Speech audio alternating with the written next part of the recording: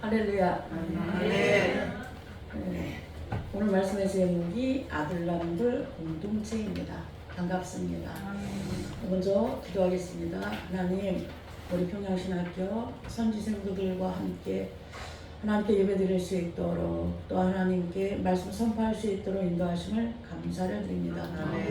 여기까지 인도하신 에베네셀 하나님께서 오늘도 말씀을 통해서 우리의 심령이 변화되어지고 하나님의 선하신 뜻대로 인도되어지는, 또한 선지생도들이 훈련을 통해서 하나님의 마음에 합한 자로 세워지는 놀라운 일들이 있게 하시고, 한 학기 동안 지켜주신 하나님께서 우리 평양신학교를 어려운 가운데에서도 정말 코로나19 바이러스 그 어려운 환경 가운데서 지켜주신 그 은혜가 오늘 우리 가운데 임하게 하옵소서. 거룩한 영으로 채우소서. 하나님 임재하여 주옵소서. 헛된 예배가 아니라 산 예배가 되게 하소서. 예수님의 이름으로 기도드립니다. 아멘.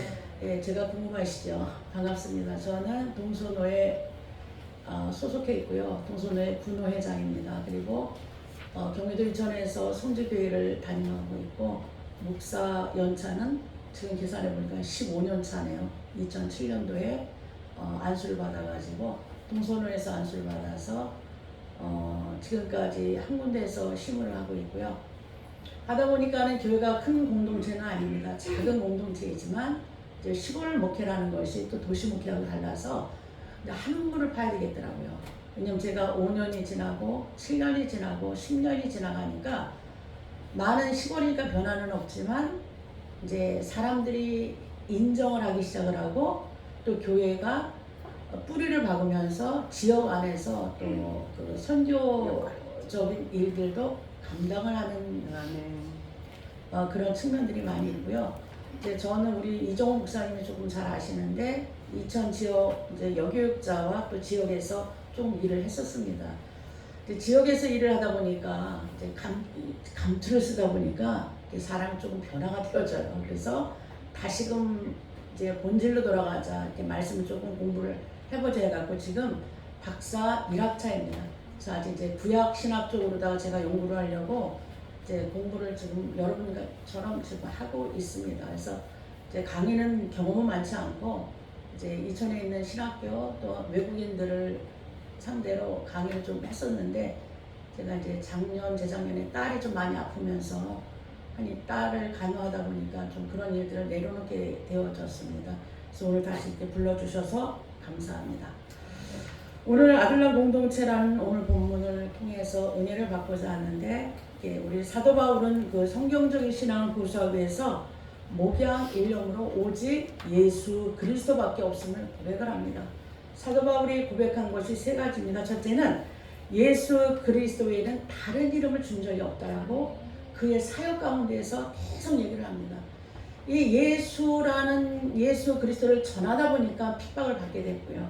예수 그리스도를 전하다 보니까 순교까지 하게 됩니다. 그래서 사도행전 4장 11절에 보면, 다른 이로서는 구원을 얻을 수 없나니 친히 인간의 구원을 얻을 만한 다른 이름을 우리에게 주신 일이 없음이니라. 아멘. 또 두 번째는 그리스도 복음 외에 다른 복음이 없다라고 얘기를 합니다. 갈라디아서 1장 7절에서 8절에 있는 말씀, 다른 복음은 없다. 우리가 설교 시간에 여러분들이 선지 생도이기는 하지만 설교하실 때 예화들을 많이 드시는데, 그 예화들을 드실 때 조심하셔야 돼요. 왜냐하면 복음을 전해야 되는데 복음이 아닌 삼천포로 빠질 때가 너무 많이 있다는 거죠. 그리고 세 번째는 예수 그리스도를 믿음으로 구원을 얻는다라고 로마서 1장 17절에서 말씀하고 있습니다. 복음에 하나님의 의가 나타나서 믿음으로 믿음에 이르게 하나니 기록된 바 오직 이는 믿음으로 말미암아 살리라. 아멘. 오직 믿음으로 말미암아 살리라. 우리 함께 축복을 선언하고 싶습니다. 우리 옆 사람과 좌우 인사하겠습니다. 주 예수 그리스도의 은혜와 평강이 우리 옆 사람에게 있기를 원합니다. 함께 인사합니다. 주 예수 그리스도의 은혜와 자, 우리 학생들은 우리 교수님들 향해서 주 예수 그리스도의 은혜와 평강이 교수님과 학장님에게 있기를 원합니다. 선포합니다. 주 예수 그리스도의 은혜와 평강이 우리 교수님에게 있기를 선포합니다. 아멘.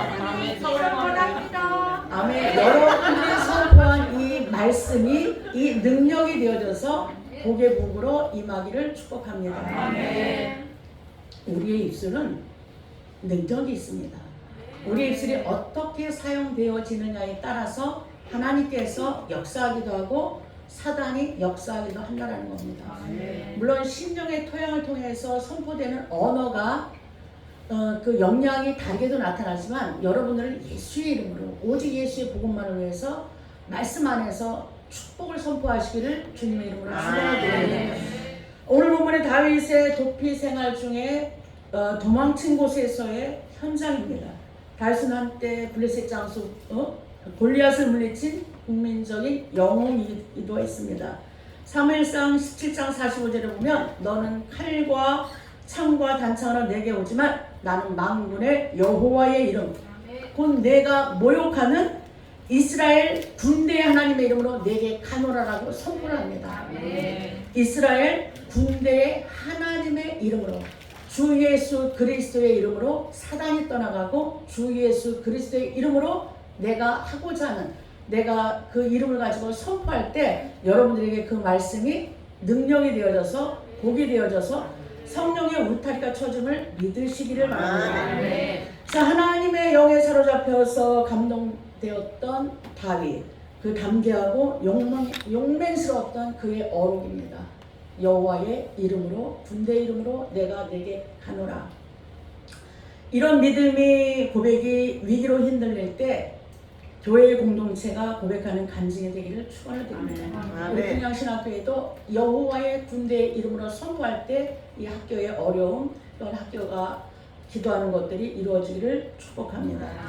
그러나 여호와의 이름으로 골리앗을 물리치고 블레셋 사람들의 표피를 베어 시험에 통과했던 또 왕의 사위가 되었던 다윗이 또 사울의 군대 장관으로 나가서 싸울 때마다 승리했던 다윗이 그래서 백성들이 사울이 죽인 사람은 천천히요 다윗이 죽인 만만이라는 이 소리 때문에 다윗에게는 영광이 되어지기도 하지만 그에게는 시험이 시작이 되어집니다. 지금은 사울의 미움을 받아서 쫓기는 신세가 되어져서 식광야에서 또한 블레셋의 녹과 가드 땅을 거쳐서 오늘 이 자리 아둘람 굴까지 도망을 왔습니다. 완전한 패배자의 모습이죠. 지친 도망자의 모습이죠.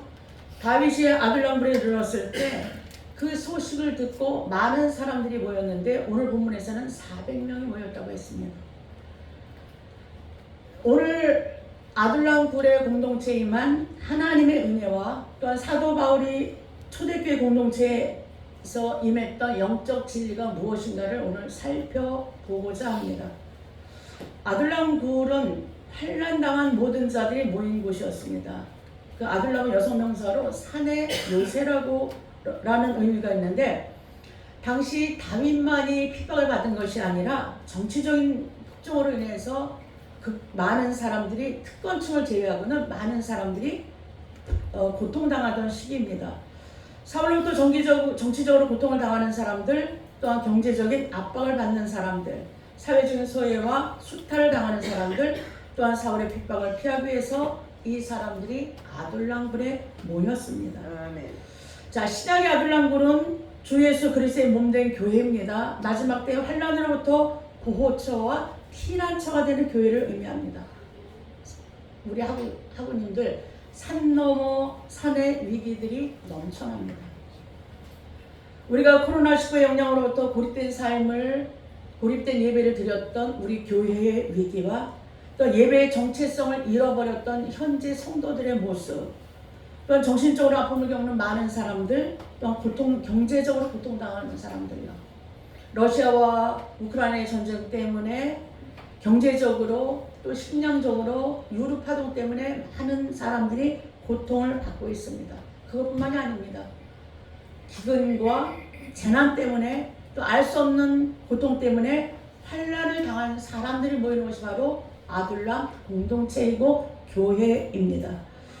자, 두 번째는 아둘람 공동체는 어떤 곳이냐? 빚진 사람들이 모인 곳이라고 했습니다. 빚진 자 칼 이시 에슬로노세입니다. 빚진 모든 사람들. 블레셋과 아말렉과의 전쟁이 일어나기 때문에 경제적으로 굉장히 궁핍합니다. 농사를 지으면 블레셋 사람들이 와서 뺏어가고 아말렉 사람들이 와서 뺏어가고 먹을 게 없습니다. 굉장히 또 전쟁에 징집이 되어져야 됩니다. 전쟁을 하기 위해서는 또한 착취가 일어날 수밖에 없습니다. 사울의 앞지 아래서 착취당하고 억울함을 당했던 또한 사울과 대립됐던 사람들, 의로운 사람들이 아둘람의 소식을 듣고 찾아옵니다. 자, 역대상 12장에는 이 빚진 자들 중에는 용사들이 있었다고 말씀하고 있고 22장에는 선지자들, 즉 바른 말 하는 사람들이 있었습니다. 이 사람들이 아둘람굴에 찾아와서 강한 군대가 될 수 있었다라는 겁니다. 전쟁을 하면 승리를 거둘 만한 병력들로 이 사람들이 변화가 되었습니다. 아둘람굴에 찾아올 때는 패배자의 마음으로, 자존감이 완전히 낮춰진 마음으로 하나님이 계신가라는 말씀을 잊어버린 상태로 아주 지친 상태로 찾아왔을 것입니다. 자, 이 사람들이 아둘람굴에서 변화된 것은 뭐냐면 칼과 방패로 싸운 것이 아니라 이 사람들은 아둘람굴에 공동체에 모였던 사람들은 하나님의 말씀과 아멘. 기도와 찬양으로 싸웠다는 겁니다. 아멘. 다윗이 목동 생활을 하면서 만났던 하나님, 그가 경험했던 하나님, 또한 그가 골리앗 장군과 싸울 때 여호와의 이름을 선포할 때 나타났던 은혜의 능력, 이것을 가지고 싸웠다는 거예요. 즉 말씀을 가지고 하나님을 의뢰하고 신뢰했던 그 믿음으로 이 사람들이 용사로 변화되어졌다는 겁니다. 그래서 오직 하나님을 의뢰하고 신뢰하면서 말씀에 순종하면서 영적 싸움을 시작을 합니다. 싸움의 출발점이 되었던 다윗의 피난처인 아둘람굴은 바로 공동체의 실체가 됩니다. 생명이 주어지기 시작을 합니다. 하나님의 은혜가 비치기 시작을 합니다. 아마 그 성지순례에 갔다 오신 분들은 많이 가셨을 텐데요. 거기 광야에 가보면 아마 그 성지순례 때 거의 규칙적으로 그분들이 인도를 하는 것 같은데 큰 굴에 들어가서 그 위에가 뻥 뚫려갖고 빛이 비치는 그 장소에 가셨을 겁니다. 바로 아둘람굴의 그 빛이 어둠 캄캄한 불 가운데에서 그 위에 하늘에서 비춰지는 그 빛이었을 것입니다. 사랑하는 성도 여러분, 이 아둘람굴에서 믿음으로 그들이 모이기 시작을 하고 공동체를 구성을 하니까 하나님의 일하시는 개입의 장소가 되어졌습니다. 믿음을 지킬 수 있는 장소가 되어졌습니다. 사도 바울은 이렇게 선포합니다. 디모데후서 4장 7절에서 내가 선한 싸움을 싸우고 나의 달려갈 길을 마치고 믿음을 지켰으니, 선한 싸움을 싸우고 달려갈 길을 마친 다음에 믿음을 지켰으니, 사도 바울은 다메섹 도상에서 예수님을 만난 이후로 내가 전하는 복음의 새사슬이 메인 사신이 되겠다라고 고백을 합니다. 그는 교회의 주인이 되신 예수 그리스도를 전하고 교회를 세우시는 성령님의 불덩어리가 되겠다라고 선포를 합니다. 그래서 그가 가는 곳에서는 그의 가지고 있는 불덩어리를 통해서 태우는 역사, 불덩어리를 통해서 새롭게 생명의 씨앗을 전하는 역사가 시작이 되어집니다. 그런 사도 바울은 예수 그리스도를 만난 이후로 교회를 세우고 또한 성도들을 교회에 모이게 만드는 치열한 영적 전투에서 자신의 온 일생을 바쳤습니다. 아멘. 그가 받은 그 고난 상상할 수가 없습니다. 우리가 코로나 때문에 교회가 핍박을 받는다라고 이야기를 합니다. 제 개인적인 생각은 아닙니다. 이거는 전초전이에요. 정말 핍박은요, 중동 지방에서, 아프간에서, 초대교회에서 그 카타콤으로 들어갔던 그 핍박입니다. 생명을 내어놓는 핍박. 오늘 죽음의 사자가 내 앞에서 날름거리는 그것이 핍박이라고 생각을 합니다. 그냥 우리들이 코로나 때 겪었던 그 고난은요, 잠시 전초전이에요. 아멘. 앞으로 더 큰 핍박과 시험이 있을 것입니다. 이것은 우리가 깨어서 기도하는 자는 그 영적인 실태를 알 것입니다. 아까 우리 강수사님께서 북한을 위해서 기도하시면서 그 마음에 품는 그 마음이 바로 주님이 우리에게 주시는 선지 생도들에게 주시는 소망인 줄로 믿습니다. 아멘. 세상적으로는 세계적인 대학자요 석학이었습니다. 사도 바울이 세상적인 학식을 가지고 싸운 것이 아니라 그는 생명을 구원하시는 바로 하나님의 말씀, 주 예수 그리스도의 부활의 증인이 되어져서 복음을 전했다라는 겁니다. 부활의 주님을 만난 생명의 능력으로 싸운 것입니다. 아멘. 부활의 주님을 만난 사람이 무엇을 하느냐? 부활의 주님을 만난 사람은 바로 오순절에 성령의 주인공이 되어지기 때문입니다. 오늘 여러분들이 이곳에 와서 앉아있는 거 여러분들이 온 것이 아닙니다. 성령께서 여러분들을 이곳으로 인도하셨습니다. 성령께서 여러분들에게 말씀을 주셔서 주는 그리스도시여 살아계신 하나님의 아들이라고 고백하게 하시는 겁니다. 아멘. 아멘. 이런 사도 바울이 있게 한 공동체의 힘이 바로 가말리엘 문화생의 공동체입니다. 그래서 가말리엘은 바로 하나님의 상급이라는 뜻인데, 하나님은 바울의 사상을 복음 확장에 필요한 신구약 성경에서 흐르는 복음에서 너의 스승인 가말리엘이 아니다라고 말씀하고 있습니다. 그는 그리스도 한 분뿐이, 그리스도만이 영적인 진리라고 다메섹 도상에서 사도 바울에게 가르쳐 주셨습니다. 바로 잡아 주셨습니다. 성경 속의 가말리엘이라는 이름을 한번 살펴보고자 합니다. 구약은 가말리엘을 문하세 민수기 1장 10절에서 요셉 자손에게서 에브라임의 암미오스의 아들 엘리사마 문하세의 부다스의 아들 가말리엘이요, 즉 모세가 1차 인구조사를 할 때 모세를 도와준 사람이 바로 이 가말리엘입니다. 신학의 가말리엘은 힐렐의 손자로 랍반, 가말리엘 1세로 바리세파에서 대표적인 율법 학자입니다. 랍반이라는 칭호를 받은 7명의 랍비들 가운데 최초의 사람으로 사도 바울이 이 사람에게서 율법을 배웠습니다. 여러분, 랍반이라는 칭호 처음 들어보시죠? 랍비라는 칭호는 들어보셨잖아요. 랍비 중에서 가장 석하, 그러니까 교수, 지금으로 치면 학장님처럼 7명의 중심이 랍반이라는 칭호를 가진 석학들을 중심으로 해서 그 밑에서 파생된 것이 랍비입니다. 아주 대단한 그 학자들이죠. 실력자들이고요. 그래서 이 랍반은 어떤 일을 했느냐면, 사내들인 공회가 예수님을 증거했다는 이유로 사도들을 죽이려고 할 때 가말리엘이 공회에서 일어나서 그들의 사상이 사람에게서 났으면 무너질 것이요 하나님께로서 났으면 하나님을 대적하는 것이기 때문에 그 일에 상관하지 말라고 합리적인 중재를 했던 사람이기도 합니다. 사도행전 5장 34절에서 39절에 나오는 말씀이죠. 당시 존경받던 가말리엘의 중재는 초대교회 복음 확장에 바로 간접적인 도움이 되어졌습니다. 사도 바울이 일할 수 있도록 터전이 되어졌다는 겁니다. 세 번째 바나바입니다. 바나바는 구브로섬 출신의 유대인입니다. 사도행전 4장 36절에 나옵니다. 그의 본명은 요셉입니다. 바나바는 위로의 아들 건의자입니다. 부유한 지주 출신이었던 그는 자신이 가진 재산을 교회 앞에 내놓았고 착하고 믿음과 성령이 충만한 사람이라는 칭찬을 받았습니다. 바나바는 다메섹 도상에서 예수 그리스도를 만나 변화된 사울을 제자들이 받아들이려고 하지 않을 때 이 사도들에게 예루살렘으로 바울을 데려가서 바울을 받아들이게 한 중재자입니다. 아멘.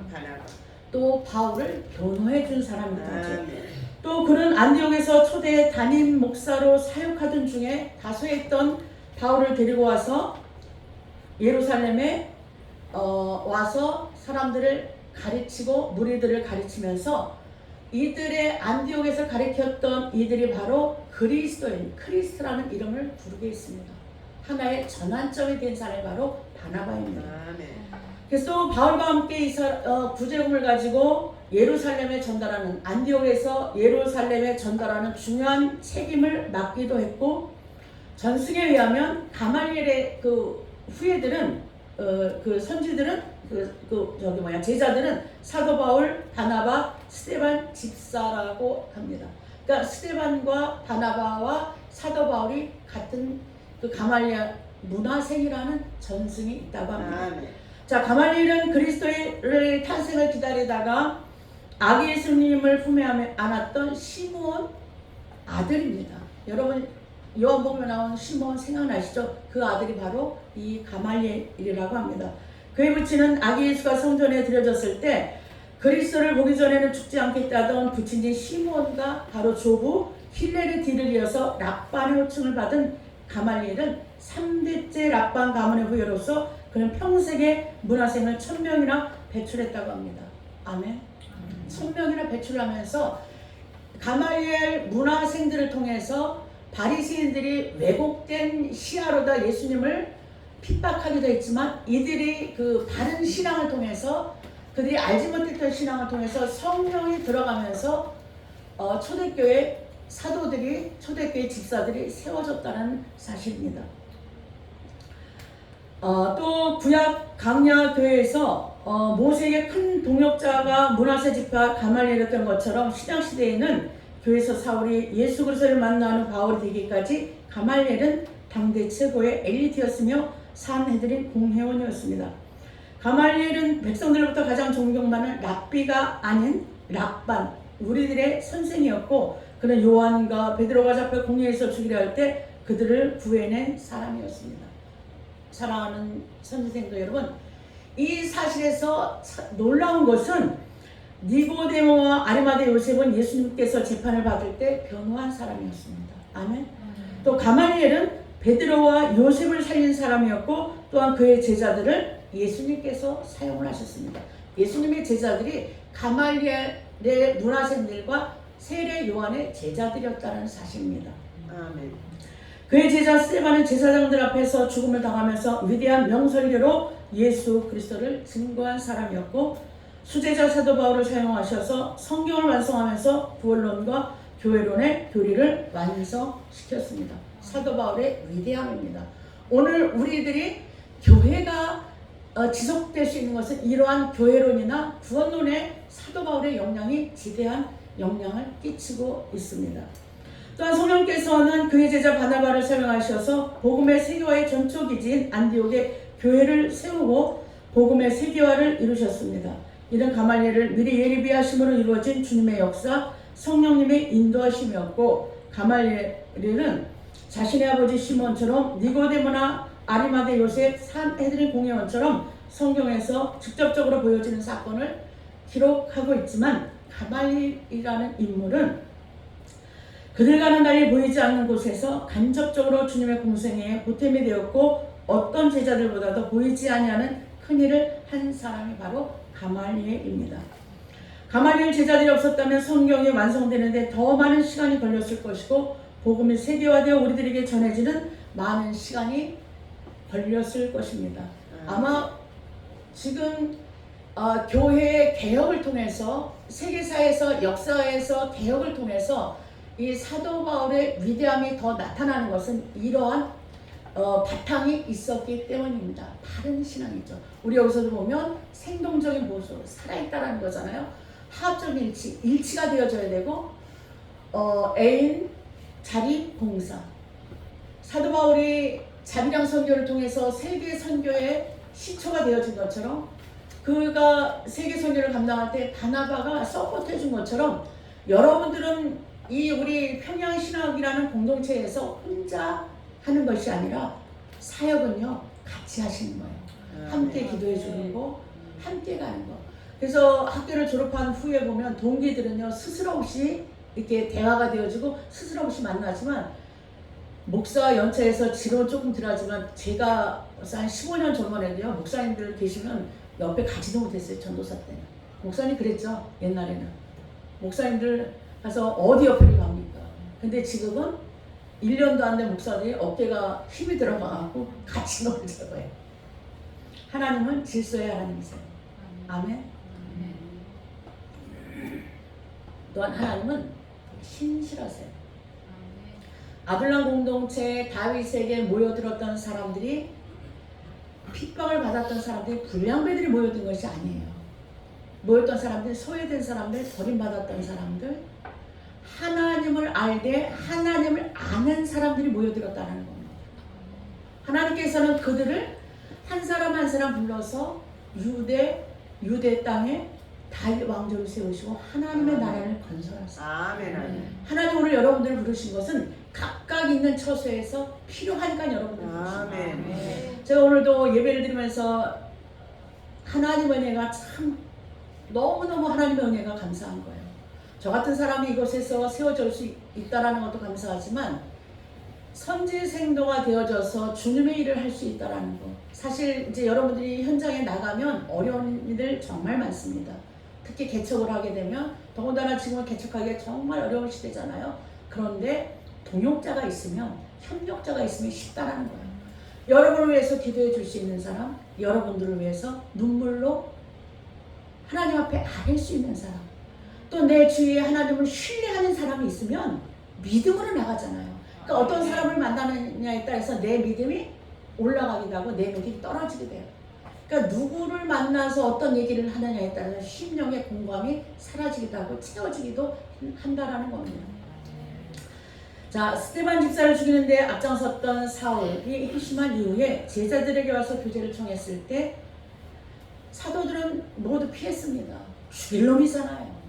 그런 왼수가 어디 있습니까? 그런데 바나바가 사울을 보증합니다. 그 사울이 어떻게 변화되었는지, 사울이 어떻게 예수님을 만났는지 바나바가 보증을 하면서 그를 제자들에게 연결을 하죠. 그래서 이 사도 바울이 누구에게 복음을 전합니까? 이방인들에게 복음이 전해지는 최초의 사람이 되어졌다는 거예요. 안디옥 교회가 세워질 때 바나바와 바울이 안디옥 교회를 세우죠. 그래서 그것을 통해서 이방인들에게 복음이 전해지죠. 바로 이것이 하나님의 계획하심이었고 가말리알 문화생들을 쓰신 하나님의 의도였던 겁니다. 바나바가 안디옥에서 전도하면서 큰 무리가 모였을 때 가말리엘의 수제자였던 바울, 사도 바울이 아주 천재성을 누가 알아봤느냐? 바로 바나바가 알아봤다는 거예요. 그러니까 우리 동역자들도 나를 알잖아요. 내 믿음을 알잖아요. 내 연약함 알고 내 부족함 알잖아요. 세상 사람들이 볼 땐 내가 부족하고 연약하지만 가진 것이 아무것도 없고 여자고 뭐 우리 여기까지 올 때 그냥 온 거 아니죠. 자, 질병 가지고 왔잖아요. 저도 질병을 가지고 있습니다. 질병을 가지고 주님의 일을 하면서 아픔을 가지고 일을 하면서 때로는 힘들기도 하지만 내가 성숙이 되어진다는 거. 내 믿음 누구도 빼앗아갈 수 없다는 거. 하나님이 베풀어 주시는 그 은혜가 얼마나 큰지 말로 형용할 수 없다라는 거죠. 그래서 사도 바울과 함께 이 바나바가 안디옥에서 성도들을 가르치면서 그들의 믿음을 바로 세우고 있습니다. 안디옥 교회가 담임 목사였던 바나바와 바울을 놓고 따로따로 세우고서 금식을 하면서 이들을 선교사로 파송하려고 기도를 합니다. 최초의 기도입니다. 금식 기도예요. 선교사를 파송하기, 최초의 선교사를 파송하기 위해서 누구를 보낼 것인가 금식하며 기도를 하고 있습니다. 오늘날의 선교 정책의 시발점이 되기도 하죠. 이 모두가 가말리엘의 제자들이 한 일들입니다. 어두운 시대에 하나님의 위대한 가말리엘 공동체의 사용법입니다. 아멘. 바로 아둘람 공동체에 모인 빚진 자들이 있었기 때문에 바울과 바나바와 스데반과 디모데 같은 인물을 낳은 가말리엘의 락반, 우리들의 큰 선생이 있었던 것처럼 주님께서는 깨닫고 알아가도록 그분의 영으로 성령으로 이끄십니다. 오늘도 성령께서는 우리에게 말씀하세요. 말씀을 통해서 말씀하기도 하고 우리의 심령 가운데 레마의 말씀으로 말씀하기도 하고 환경을 통해서 말씀하기도 하고 나의 동역자를 통해서 나에게 말씀을 하기도 합니다. 저와 여러분들이 할 일이 무엇입니까? 물론 내 믿음을 지키는 것도 중요하지만 우리 평양신학교 공동체를 통해서 옆 사람을 세워져 가야 돼요. 아멘. 바울은 자기를 위해서 기도하지 않았습니다. 그는 자기를 위해서 기도할 때는 내 믿음을 지킬 수 있게 내가 이 달려갈 길 끝까지 달려가서 가기를 기도했고 오직 자기의 제자들, 성도들을 위해서 기도했다라는 거예요. 하나님이 가장 기뻐 받으시는 기도가 있습니다. 바로 옆 사람을 위해서 기도할 때. 아멘. 고난받는 사람을 위해서 기도할 때, 환난 당하는 사람들을 위해서 기도할 때, 그리고 선지 생도를 세울 때 하나님 이 기도 가장 기뻐하세요. 자, 아둘람굴 공동체나 초대교회 공동체나 할 것 없이 그들은 칼로 싸운 것이 아니라 바로 말씀과 기도와 찬양으로 싸우기 시작을 했고 하나님을 신뢰하는 신뢰의 믿음이 하나님을 의뢰하는 의뢰의 믿음이 점점 커졌다는 겁니다. 다윗이 혼자 하나님을 신뢰하고 의뢰할 때와 400명이 함께 모여서 찬양하고 기도할 때 그 힘이 어떤 것이 더 클까요? 예수님도 두세 사람이 모인 곳에 두세 사람이 기도할 때는 그 삼겹줄 아무도 끊을 수 없다라고 말씀하고 있습니다.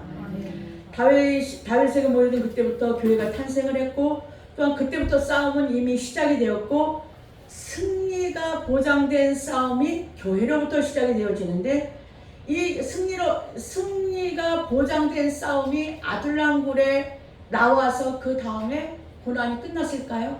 아니요. 이제 세상 사람으로 하나님의 자녀로서 받았던 훈련과 선지생도로서 훈련을 받고 다시 나가서 받는 훈련이 다르다는 거예요. 그거는 수준이 다릅니다. 엔게디 강야를 통해서 다윗의 훈련이 또다시 시작이 되어집니다. 교회에 모여서 치열한 영적 전투에서 승리하기를 예수 그리스도의 이름으로 축원을 드립니다. 세 번째, 교회에 모인 사람들이 마음이 원통한 사람들이 모였습니다. 예수 그리스도의 십자가의 길을 흔들림 없이 걸어가는 순례자들을 의미하고 있습니다. 대환란 시대에 성도들은 또한 주의 종들은 복음을 위해서 억울한 일, 원통한 일을 당할 것이라고 성경은 말씀하고 있습니다. 계시록 12장 3절과 4절에 보면 하늘에 또 다른 이적이 보이니 보라 한 큰 붉은 용이 있어 머리가 7이요 뿔이 10이라 그 여러 머리에 7멸관이 있는데 그 꼬리가 하늘의 별 3분의 1을 끌어다가 땅에 던지더라. 용이 해산하려는 여자 앞에서 그가 해산하던 그 아이를 삼키고자 하더라. 하늘의 별 1차적으로는 천체계 우주의 무질서 현장이지만 영적인 안목으로는 주의 정도를 말씀하고 있습니다. 자, 심판이 올 때 어디에서 심판이 시작이 될까요? 강단에서 시작이 됩니다. 왜? 진리의 말씀을 전했느냐? 세상 것을 가지고 전했느냐? 주의 종이 탐심을 가지고 복음을 전했느냐? 마음이 선한 마음을 갖지 않고 주님의 마음을 갖지 않고 성령으로 변화되지 않고 복음을 전했느냐? 주의 종으로부터 제단에서 심판이 시작이 되어집니다. 주의 종들로부터 심판이 시작이 되어진다는 겁니다. 우리 선지생도들에게 부탁을 하고 싶습니다. 선배로서 여러분들은 복음을 선포하십시오. 진리를 선포하십시오. 믹서된 거 선포하지 마십시오. 여러분들이 기도하고 선포하면 그 말씀이 능력이 되어서 심령 골수를 변화시킵니다. 치유의 능력이 있습니다. 사람을 변화시키는 것이 바로 말씀이기 때문입니다. 그래서 사단은 주의 종들을 심판을 하지만 12장 계시록 12장 14절 16절에 보면 물을 강같이 토해내서 떠내려가게 하겠다라고 하나님께서 우리를 보호하시겠다라고 말씀으로 약속하고 있습니다. 즉 사탄의 사상, 인본주의, 도덕, 윤리, 성에 따라 온갖 전술 전략의 미혹과 함께 떠내려 보내겠다는 겁니다. 우리는 환난의 때 어떻게 대비를 해야 될까요? 어떻게 준비를 해야 될까요? 어떻게 훈련을 받아야 될까요? 자, 아둘람 굴 공동체에 원통한 사람들이 모였고 가난한 사람들이 모였고 버림받은 사람들이 모였고 있을 때 그들이 굴에서 무엇을 했을까요? 다윗을 통해서 하나님을 신뢰하는 법을 배웠을 겁니다. 하나님께 예배하는 법을 배웠을 겁니다. 다윗을 통해서 하나님을 찬양하는 것을 배웠을 겁니다. 이들이 성령 안에서 하나님이 개입을 해서 이들을 변화시키니까 이들이 300명의 용사가 되어지고 30명의 용사가 되어지고 3명의 용사가 되어졌다는 거예요. 아주 다윗의 측근이 되어졌다는 거죠. 다윗이 왕조를 세우는데 일조를 했다는 겁니다. 하나님 나라의 일꾼이 되어졌다는 겁니다. 사랑하는 우리 학우들도 이러한 용사가 되어지기를 주님의 이름으로 축원을 드립니다. 그래서 여러분들이 하나님을 신뢰할 때, 하나님의 말씀에 순종할 때, 기도와 찬양을 통해서 우리 공동체를 통해서 또한 여러분들이 계신 교회를 통해서 믿음의 사람들의 공동체를 통해서 아둘람 굴의 변화가 여러분들에게 있기를 주님의 이름으로 축원을 드립니다. 우리는 예배의 승리자가 모인 곳이 되어져야 합니다. 우리 학우들은 예배의 승리자가 되셔야 합니다. 또 불로 연단한 믿음을 가지셔야 합니다. 예수 그리스도로 옷 입으셔야 합니다. 성령으로 충만하셔야 됩니다. 그냥 성령으로 그냥 이렇게 성령 받아서 되는 게 아니에요. 과거에 받았던 믿음 가지고 과거에 받았던 능력 가지고 지금 써먹으면 안 된다는 거예요. 구원은 과거의 구원이 이루어집니다. 내일의 구원 있을 수 있습니다. 아멘. 오늘 내가 하나님을 배반하면 성령을 거역하면 과거는 어떻게 될까요? 지워지지 않을까요? 생명책에서 지워지지 않을까요? 내일의 믿음? 내가 때가 되면 예수 믿을게 라고 하는 사람들이 있습니다. 교만입니다. 오늘 내가 겸손의 자리에서 순종의 자리에서 말씀의 자리에서 기도의 자리에서 사명의 자리에서 하나님의 부르심에 합당한 삶을 살기를 주님의 이름으로 축원을 드립니다. 그럴 때 우리 평양신학교 신학 공동체가 영적 용사들로 변화되어서 복음의 사명자가 되기를 주님의 이름으로 축원을 드립니다. 그럴 때 낮의 해와 밤의 달도 상치 못하게 하고 물 가운데로 지날 때도 지켜주시고 지켜주시는 하나님의 은혜가 능력이 여러분들에게 임하기를 주님의 이름으로 축원을 드립니다. 기도하겠습니다. 하나님, 은혜의 불로 우리를 채워 주옵소서. 우리의 공고한 심령, 선한 마음, 주님의 마음을 닮게 하옵소서. 성령 안에서 날마다 새롭게 되어지고 성령의 사람 되어져서 사도 바울처럼 순종하게 하소서. 담에석 도상에서 주님을 만난 바울이 변화되어져 주님의 복음의 사역자가 되어진 것처럼 우리 귀한 선지 생도들 예배를 통해서 말씀을 통해서 이곳이 이 예배가 이 신학교가 담에석 도상이 되어져 하나님께 쓰임받는 정말 종말의 시대에 하나님 앞에 순수히 지키는 숨겨진 일꾼들이 되게 하소서. 하나님께서 이 평양신학교 축복하시고 우리 교수님들과 우리 학장님 영육간의 강건함으로 회복시켜 주셔서 이 신학교가 이 시대에 정말 하나님을 기쁘게 하고 정말 말씀 가운데에서 바로 세워져가는 학교 되게 하소서. 예수님의 이름으로 기도드립니다. 아멘.